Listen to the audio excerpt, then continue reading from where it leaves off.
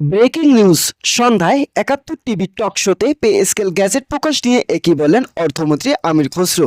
আগামীকাল গ্যাজেট প্রকাশ। তো বন্ধুরা, এই বিষয়টি নিয়ে বিস্তারিতভাবে আলোচনা করতেছি, তাই চ্যানেলটি সাবস্ক্রাইব করে পাশে থাকা বেল আইকনটি অল করে রাখার জন্য বিনীতভাবে অনুরোধ রইল।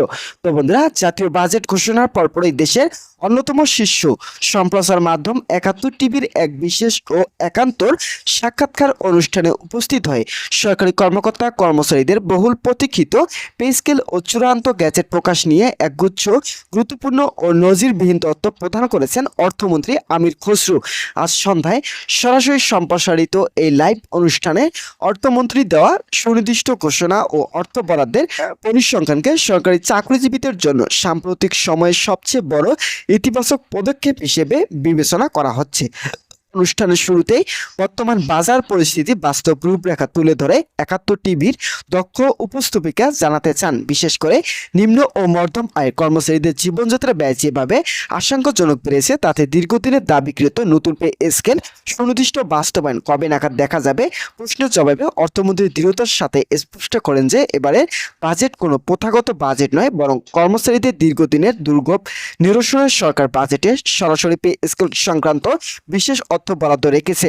তিনি অত্যন্ত সন্তোষ প্রকাশ করে জানান, নতুন বাজেট পে স্কেল বরাদ্দ এমন বিশাল অঙ্কের অর্থ সংস্থান করা হয়েছে যা দেশের প্রশাসনিক ইতিহাসে নজিরবিহীন। বরাদ্দের সুনির্দিষ্ট তথ্য প্রকাশ করে অর্থমন্ত্রী জানান, প্রস্তাবিত নতুন পে স্কেল বাস্তবায়নের লক্ষ্য সরকারের বাজেটে মোট ৯৫,০০০ কোটি টাকা বরাদ্দ দিয়েছে। এই বৃহৎ মহাপরিকল্পনাটি বাস্তবায়নে ধাপে ধাপে রূপরেখা তুলে ধরে তিনি বলেন, বরাদ্দকৃত অর্থের মধ্য থেকে প্রথম কিস্তিতে ৪৫,০০০ কোটি টাকা চলতি জুলাই মাসের বেতন থেকে সরাসরি কার্যকর হয়েছে।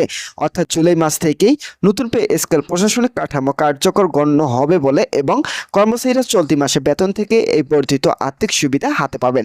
পাশাপাশি তিনি যোগ করেন যে কর্মচারীদের মূল বেতন বা বেসিক এবার ১০০% কার্যকর করা হবে, যার ফলে প্রতিটি স্তরের কর্মকর্তাদের মূল বেতনের বেতন বৃদ্ধির অনুপাত ব্যাখ্যা করতে গিয়ে মন্ত্রী উল্লেখ করেন, প্রশাসনিক কাঠামো ১ থেকে ১০ গ্রেডে কর্মকর্তাদের ক্ষেত্রে মূল বেতন বাড়ানো হয়েছে ৫৫%। অন্যদিকে মাঠ পর্যায়ে কর্মরত এবং সবচেয়ে বেশি অর্থনৈতিক চাপে থাকা ১১ থেকে ২০তম গ্রেডের কর্মচারীদের মান সুসংগত করতে তাদের মূল বেতন ১ লাফে ১২০% পর্যন্ত বৃদ্ধির সিদ্ধান্ত গৃহীত হয়েছে। প্রথম ধাপে মূল বেতন বাস্তবায়নের পর দ্বিতীয় ধাপে সকল প্রকার সুযোগ সুবিধা ও ভাতা ৬০% বৃদ্ধি করে মাঠ পর্যায়ে কার্যকর করা হবে। ফলে যাতায়াত, বাড়ি ভাড়া এবং অন্যান্য আনুষঙ্গিক ভাতার পরিমাণও যোগ্য হারে বৃদ্ধি পাবে।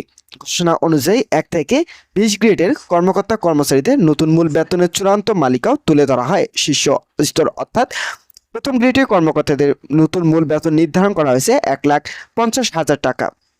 পরবর্তী দ্বিতীয় গ্রেডে ১,৩৫,০০০ টাকা, তৃতীয় গ্রেডে ১,২০,০০০ টাকা এবং চতুর্থ গ্রেডের ক্ষেত্রে তা ১,০৫,০০০ টাকা নির্ধারণ করা হয়েছে। মধ্যম সারির নীতি নির্ধারণীয় স্তরে পঞ্চম গ্রেডে ৯২,০০০ টাকা, ষষ্ঠ গ্রেডে ৮১,০০০ টাকা, সপ্তম গ্রেডে ৭১,০০০ টাকা করা হয়েছে। প্রথম শ্রেণীর প্রারম্ভিক স্তর অষ্টম গ্রেডে ৬২,০০০ টাকা, নবম গ্রেডে ৫৪,০০০ টাকা, দশম গ্রেডে ৪৭,০০০ টাকা। ১১ থেকে ২০তম গ্রেডের কাঠামোতে সামঞ্জস্য বিধান করা হয়েছে। নতুন কাঠামো অনুযায়ী ১১ গ্রেডে ৪১,০০০, ১২ গ্রেডে ৩৬,০০০, ১৩ গ্রেডে ৩২,০০০, ১৪ গ্রেডে ২৯,০০০, ১৫ গ্রেডে ২৬,৫০০, ১৬ গ্রেডে ২৪,৫০০, ১৭ গ্রেডে ২৩,০০০, মাঠ পর্যায়ে মূল চালিকা শক্তি হিসেবে ১৮ গ্রেডে ২২,০০০ টাকা, ১৯ গ্রেডে ২১,০০০ টাকা এবং সর্বনিম্ন ২০ গ্রেডে কর্মচারীদের জন্য মূল বেতন নির্ধারণ করা হয়েছে ২০,০০০ টাকা।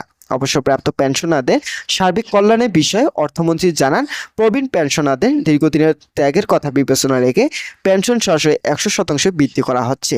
পাশাপাশি স্বাস্থ্যগত নিরাপত্তা বিষয়টি প্রাধান্য দিয়ে পেনশনভোগীর জন্য প্রতি মাসে নিয়মিত ৫,০০০ টাকা একটি সম্পূর্ণ নতুন চিকিৎসা ভাতা চালু করা হয়েছে। তো বন্ধুরা, গ্যাজেট প্রকাশের চূড়ান্ত তারিখ প্রসঙ্গে ৭১ টিভির উপস্থাপিকার প্রশ্নের উত্তরে অর্থমন্ত্রী জানান, আগামী ৩০ জুলাই বুধবার আনুষ্ঠানিকভাবে নতুন পে স্কেল গ্যাজেট প্রকাশ করা হবে। পুরো প্রক্রিয়াটি স্বচ্ছ ও ত্রুটিমুক্ত রাখতে একটি উচ্চ ক্ষমতা সম্পন্ন পে স্কেল অ্যাডভাইস কমিটি বা উপদেষ্টা কমিটি গঠন করা হবে, যারা নিয়মিতভাবে এটি পর্যবেক্ষণ করবেন। তো বন্ধুরা, আজকের এই ভিডিওটি এই পর্যন্তই ছিল।